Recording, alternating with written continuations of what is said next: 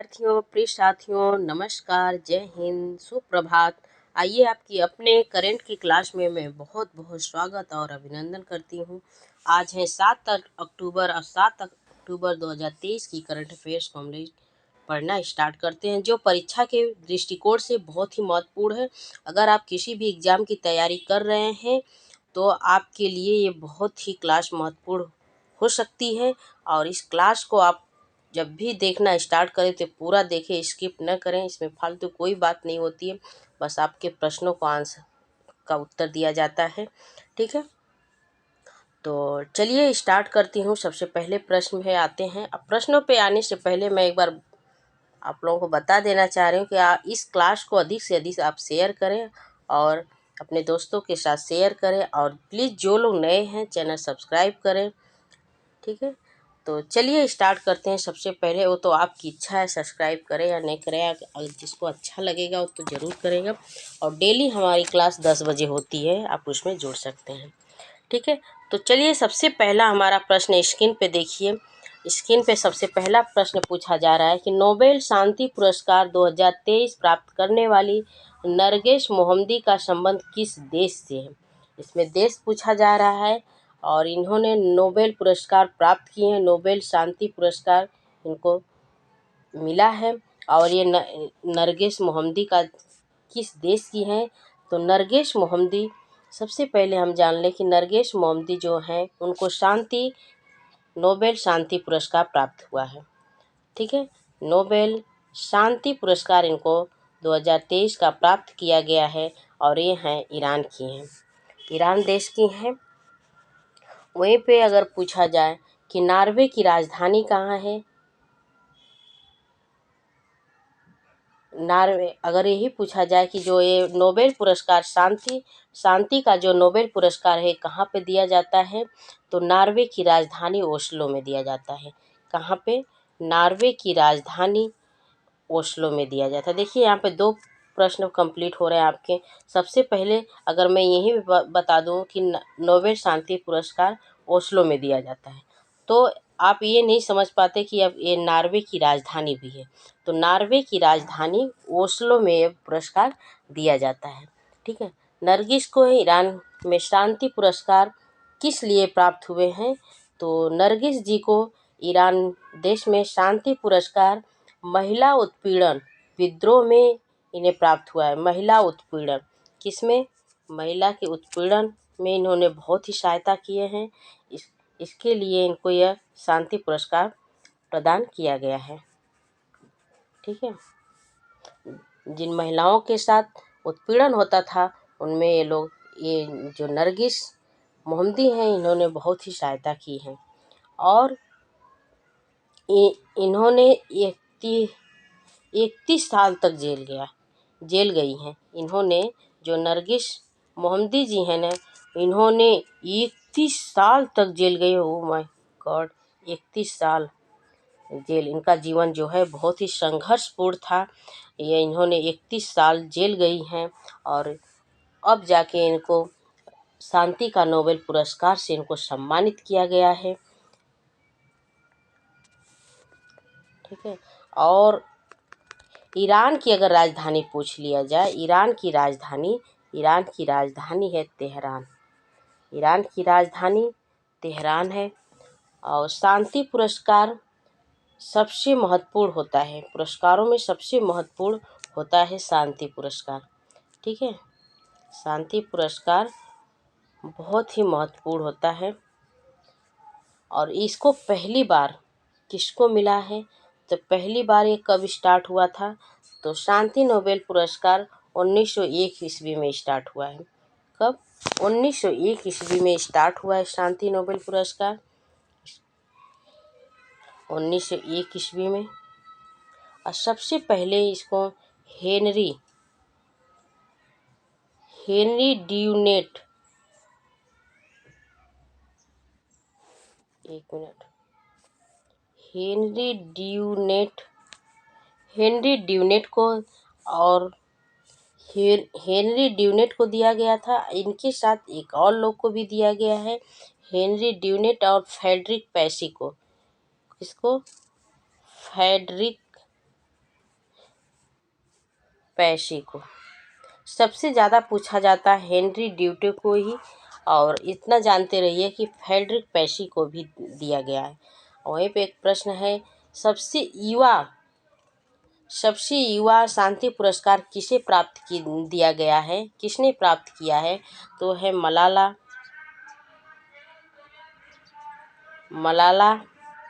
यूसुफजई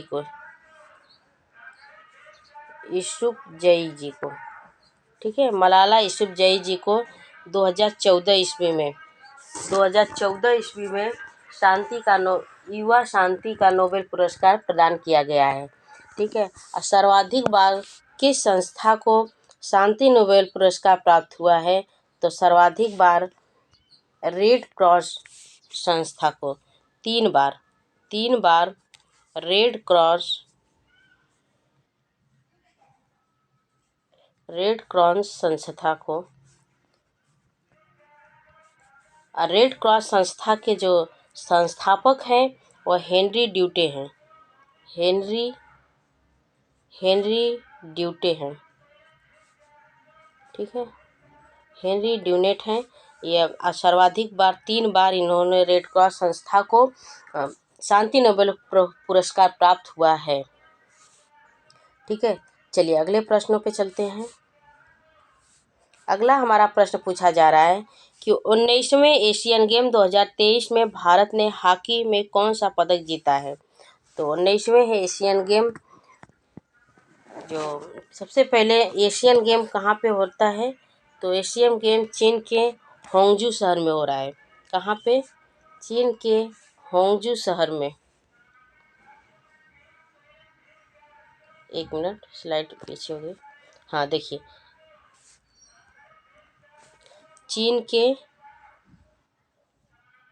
होंगजू शहर में। ठीक है, चीन के होंगजू शहर में हो रहा है। ये 19वें एशियन गेम है। एशियन गेम जिसमें हॉकी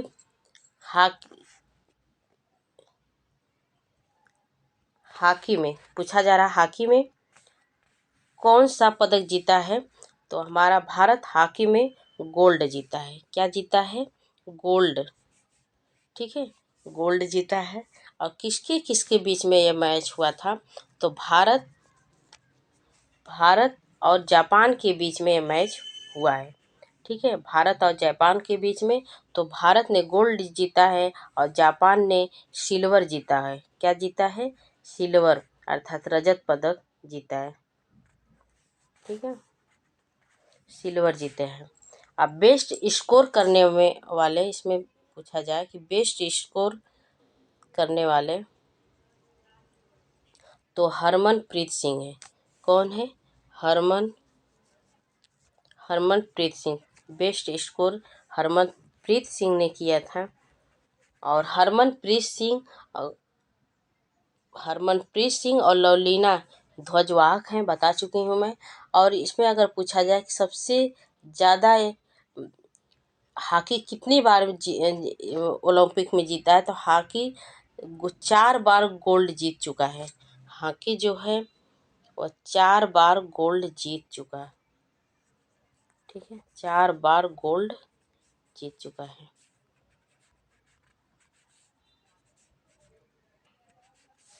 चलिए अगले प्रश्न पे चलते हैं। अगले प्रश्न पे चलने से पहले इसमें पूछा जाएगा कि अगला ओलंपिक 2024 का ओलंपिक कहाँ पे होगा? तो 2024 का जो ओलंपिक है वो पेरिस में आयोजित होगा। हमारा देश ओलंपिक में प्रवेश कर लेगा। ओलंपिक में प्रवेश करने के लिए एलिजिबल हो चुका। जब हॉकी जीत लिया तो एलिजिबल हो गया है हमारा देश भारत ओलंपिक में प्रवेश करने के लिए। और अगला ओलंपिक 2024 में पेरिस में होगा। ठीक है, चलिए अगले प्रश्न पे चलते हैं। अगला हमारा प्रश्न पूछा जा रहा है, हाल ही में दिव्यांगजनों के लिए देश के पहले हाईटेक प्रशिक्षण केंद्र का उद्घाटन किया गया है। ये कहाँ पे किया गया है? साफ दिख नहीं रहा था, तो बताइए।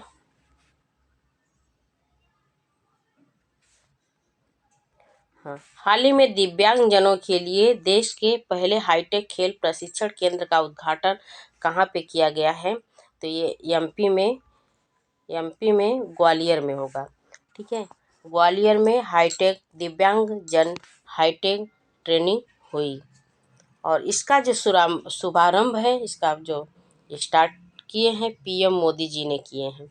शुभारंभ पीएम मोदी साहब जी द्वारा हुआ है।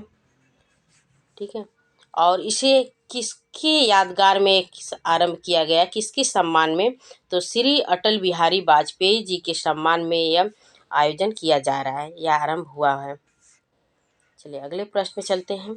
अगला हमारा प्रश्न पूछा जा रहा है, हाल ही में किस राज्य के पारंपरिक पनीर चुरपी को जीआई टैग मिला है?